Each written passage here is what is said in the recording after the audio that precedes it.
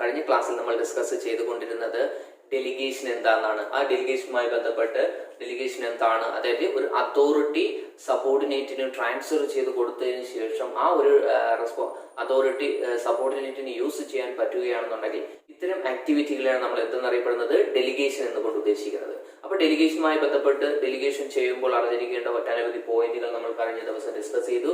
Delegate ചെയ്യുന്നതിന് മുന്നേ അറിഞ്ഞിരിക്കേണ്ട ഡെലിഗേഷൻ പ്രോസസ്സ് എന്താണ്, ഈ പ്രോസസ്സിൽ ഇൻക്ലൂഡ് ചെയ്യേണ്ട എലമെന്റുകൾ ഏതെല്ലാമാണെന്ന് നമ്മൾ കഴിഞ്ഞ ക്ലാസ്സിൽ ക്ലിയർ ആയിട്ട് എക്സ്പ്ലെയിൻ ചെയ്തതാണ്.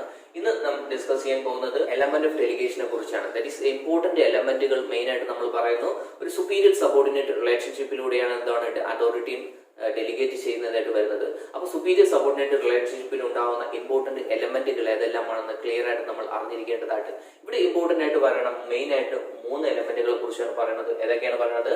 Authority, responsibility and accountability are the 3 basic element of delegation of authority. ഒരു അതോറിറ്റി ഡെലിഗേറ്റ് ചെയ്യുമ്പോൾ മെയിൻ ആയിട്ടുള്ള 3 എലമെന്റുകളാണ് authority, responsibility and accountability.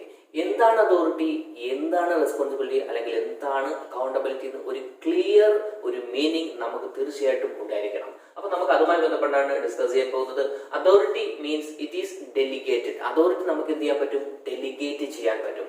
Responsibility is created. Responsibility നമുക്ക് ഡെലിഗേറ്റ് ചെയ്യല്ല, ക്രിയേറ്റ് ചെയ്യാനാണ് പറ്റുന്നത്. ഇതുപോലെ തന്നെ അക്കൗണ്ടബിലിറ്റി എന്താണ്? ഇമ്പോസ്ഡ്. അക്കൗണ്ടബിലിറ്റി ഇമ്പോസ് ചെയ്ത് കൊടുക്കാം.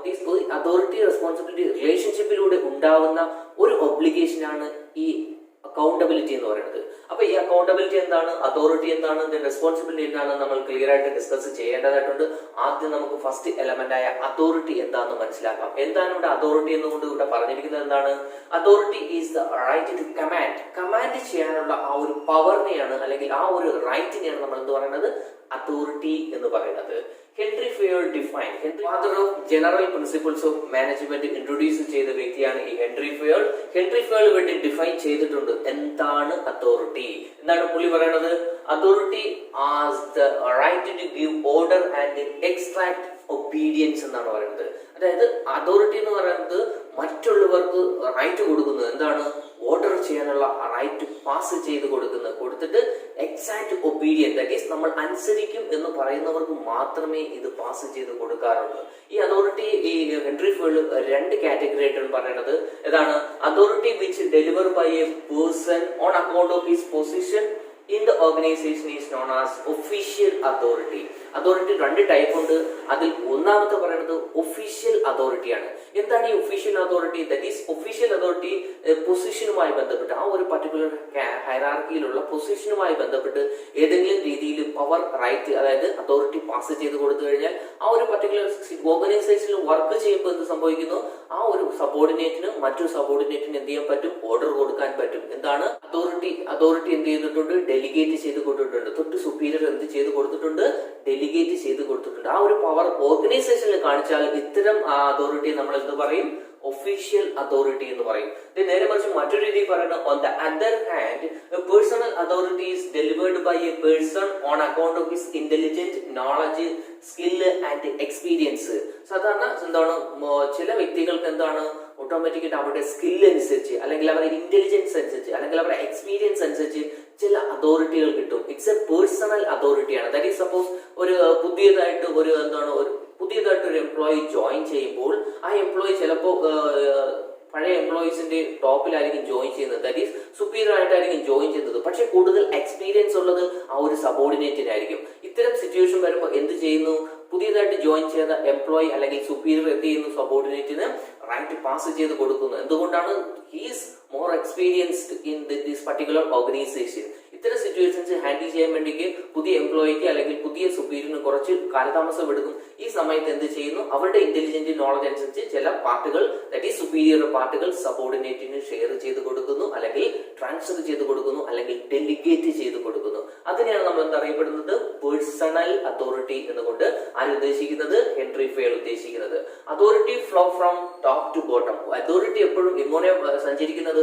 ടോപ്പിൽ നിന്ന് ബോട്ടത്തിലോട്ടേ പോകുള്ളൂ. ഒരിക്കലും നേരെ തിരിച്ചെന്ത് ചെയ്യില്ല, അതോറിറ്റി പാസ് ചെയ്യേണ്ട സിറ്റുവേഷൻസ് വരുന്നില്ല. Authority determine the superior subordinate relationship. Authority എന്നാണ് നമുക്ക് ക്ലിയർ ആയിട്ട് മനസ്സിലായിരുന്നത് ആരാണ് ഇവിടെ സുപ്പീരിയർ, ആരാണ് ഇവിടെ സബോർഡിനേറ്റ് എന്ന്. ദാറ്റ് ഈസ് എപ്പോഴും എന്താണ്, സബോർഡിനേറ്റിന് സുപ്പീരിയർ ആണ് എപ്പോഴും സബോർഡിനേറ്റിന് ഓർഡർ പാസ് ചെയ്ത് കൊടുക്കുന്നത്. അപ്പോൾ ടോപ്പ് ടു ബോട്ടം ആയിരിക്കും ഇവരുടെ റിലേഷൻഷിപ്പ്. അപ്പൊ അതിൽ നിന്ന് മനസ്സിലാവും who is superior and who is subordinate നമുക്ക് ക്ലിയർ ആയിട്ട് മനസ്സിലാവും. ഇതാണ് ആദ്യത്തെ എലമെന്റ്, ദാറ്റ് ഈസ് അതോറിറ്റി. പിന്നെ ഇവിടെ സെക്കൻഡ് എലമെന്റ് എന്താ പറയുന്നത്, സെക്കൻഡ് എലമെന്റ് ഡിസ്കസ് ചെയ്യുന്നത് റെസ്പോൺസിബിലിറ്റി, ഉത്തരവാദിത്വം എന്ന് പറയും. ദാറ്റ് ഈസ് എന്താണ് responsibility? Responsibility is described as an obligation to perform a task. ഒരു ജോലി കംപ്ലീറ്റ് ചെയ്ത് കൊടുക്കാം, അല്ലെങ്കിൽ ഒരു ജോലി കംപ്ലീറ്റ് ചെയ്ത് അതിന്റെ റിസൾട്ട് ആരാണോ നമുക്ക് ആ ജോബ് അസൈൻ ചെയ്ത് വന്ന വ്യക്തിക്ക്, ആ വ്യക്തിക്ക് റിപ്പോർട്ട് ചെയ്ത് കൊടുക്കാം. റൈറ്റ് ടൈമിൽ തന്നെ ഇതിന്റെ ടാസ്ക് കംപ്ലീറ്റ് ചെയ്ത് കൊടുക്കാം എന്നൊരു ഉത്തരവാദിത്തം പാസ് ചെയ്യുന്നതിനാണ് നമ്മൾ റെസ്പോൺസിബിലിറ്റി എന്നറിയപ്പെടുന്നത്. That is, responsibility is originated from the superior subordinate relationship in the organization. That is, our responsibility originated ചെയ്യുന്നത് അതോറിറ്റി പോലെ തന്നെയാണ്. സുപ്പീരിയർ സബോർഡിനേറ്റ് റിലേഷൻഷിപ്പിലൂടെ മാത്രമേ എന്ത് ചെയ്യുന്നത്, ഒരു റെസ്പോൺസിബിലിറ്റി ഉണ്ടാവുകയുള്ളൂ. It cannot be delegated or transferred and transformed. അതായത് ഇത് നമുക്ക് എന്ത് ചെയ്യാൻ പറ്റൂല, മറ്റൊരു വ്യക്തിക്ക് എന്ത് ചെയ്യാൻ പറ്റൂല, ട്രാൻസ്ഫർ ചെയ്ത് കൊടുക്കാൻ പറ്റൂല.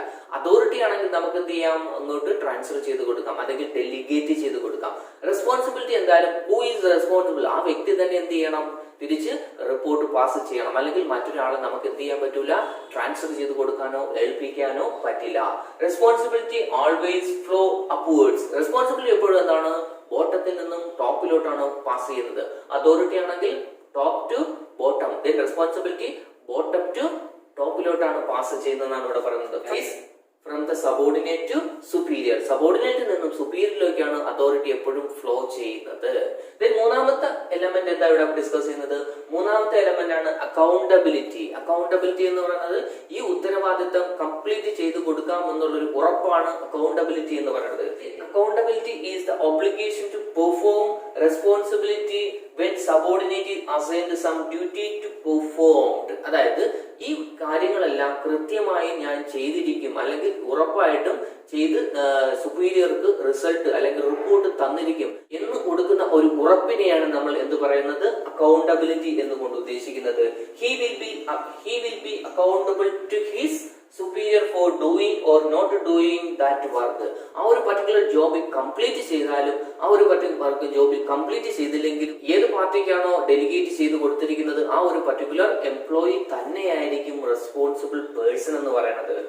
അതുകൊണ്ടാണ് ഇവിടെ പറയുന്നത് thus the accountability is the obligation for the performance of a work assigned and authority delegated. അതായത് ആരാണോ അതോറിറ്റി ഡെലിഗേറ്റ് ചെയ്ത് കൊടുത്തത്, ഡെലിഗേറ്റ് ചെയ്ത് കൊടുത്ത ആ ഒരു പർട്ടിക്കുലർ പേഴ്സൺ തന്നെയായിരിക്കും സുപ്പീരിയർക്ക് അക്കൗണ്ടബിൾ ആയിട്ട് വരുന്നത്. സപ്പോസ് നമ്മൾ ആ പാസ് ചെയ്ത ജോബ് എന്ത് ചെയ്യുന്നു, ഡെലിഗേറ്റ് ചെയ്യുന്ന ജോബ് മറ്റുള്ളവർ കൊണ്ട് ചെയ്യിപ്പിക്കുമെങ്കിലും അതിന്റെ എന്തെങ്കിലും പോരായ്മകൾ ഉണ്ടെങ്കിൽ അല്ലെങ്കിൽ എന്തെങ്കിലും ഇഷ്യൂസ് സംഭവിച്ചു കഴിഞ്ഞാൽ ഈ ഒരു പർട്ടിക്കുലർ സബോർഡിനേറ്റ് തന്നെയായിരിക്കും അക്കൗണ്ടബിൾ പേഴ്സൺ എന്ന് പറയുന്നത്. അതുപോലെ തന്നെ ഇവിടെ മറ്റൊരു പോയിന്റ് എന്താ പറയുന്നത്, accountability cannot be delegated and move upwards. Accountability എന്ത് ചെയ്യുന്നില്ല, ഡെലിഗേറ്റ് ചെയ്യാൻ പറ്റില്ല, ഒരിക്കലും നമുക്ക് എന്ത് ചെയ്യാൻ പറ്റില്ല, മറ്റുള്ളവരുമായിട്ട് ഷെയർ ചെയ്യാൻ പറ്റില്ല. അതുപോലെ തന്നെ ഇത് എന്ത് ചെയ്യുന്നത്, അപ്വേർഡ്സും ഡൗൺവേർഡ്സ് ഒന്നും പോകുന്നില്ല. അക്കൗണ്ടബിലിറ്റി ആരാണോ റെസ്പോൺസിബിൾ പേഴ്സൺ അല്ലെങ്കിൽ ആരാണോ റെസ്പോൺസിബിൾ എംപ്ലോയി, ഈ എംപ്ലോയി തന്നെയായിരിക്കും അക്കൗണ്ടബിൾ ആയിട്ട് വരുന്നത്. ഇങ്ങനെ ബേസിക്കലി നമുക്കൊരു 3 എലമെന്റ് ആണ് ഡെലിഗേഷൻ ഓഫ് അതോറിറ്റിയുമായി ബന്ധപ്പെട്ട് നമുക്ക് ഡിസ്കസ് ചെയ്യുമ്പോൾ അറിഞ്ഞിരിക്കേണ്ടത്. എന്താണ് അതോറിറ്റി, ദെൻ എന്താണ് responsibility, then what you mean by accountability. ഒരു 3 വേർഡിനെ കുറിച്ചും ക്ലിയർ ആയിട്ട് ഒരു ക്ലാരിറ്റി പിക്ചർ നിങ്ങളുടെ മനസ്സിലുണ്ടെങ്കിൽ മാത്രമേ ഡെലിഗേഷനുമായി ബന്ധപ്പെട്ടുള്ള ഓരോ പാർട്ടുകളും നമ്മൾ ഡിസ്കസ് ചെയ്യുമ്പോൾ അല്ലെങ്കിൽ എന്താണ് ഡെലിഗേഷൻ എന്നൊരു പ്രാക്ടിക്കൽ സെൻസിൽ നോക്കുമ്പോൾ നമുക്ക് മനസ്സിലാകുകയുള്ളൂ. പരീക്ഷ വ്യൂ പോയിന്റിൽ വളരെ ഇമ്പോർട്ടന്റ് ആയിട്ടുള്ള ഒരു 3 എലമെന്റ് ആണ് ഇവിടെ പറഞ്ഞത്. സാധാരണ ഇതിന്റെ ഡിഫറൻസ് ആണ് പരീക്ഷയ്ക്ക് ചോദിക്കുന്നത്. ഈ ഒരു ഡിഫറൻസ് ഞാൻ അടുത്തൊരു വീഡിയോയിൽ ക്ലിയർ ആയിട്ട് ഒന്നുകൂടി എക്സ്പ്ലെയിൻ ചെയ്ത് തരുന്നതാണ്. ഈ ഒരു പർട്ടിക്കുലർ മൊഡ്യൂളുമായി ബന്ധപ്പെട്ട് എന്ത് തരം സംശയങ്ങൾ ഉണ്ടെങ്കിൽ തീർച്ചയായിട്ടും നിങ്ങൾക്ക് എന്നോട് ചോദിക്കാവുന്നതാണ്. സോ അടുത്തൊരു ക്ലാസ്സുമായി, നല്ലൊരു ക്ലാസ്സുമായി വരുന്നത് വരെ എല്ലാവർക്കും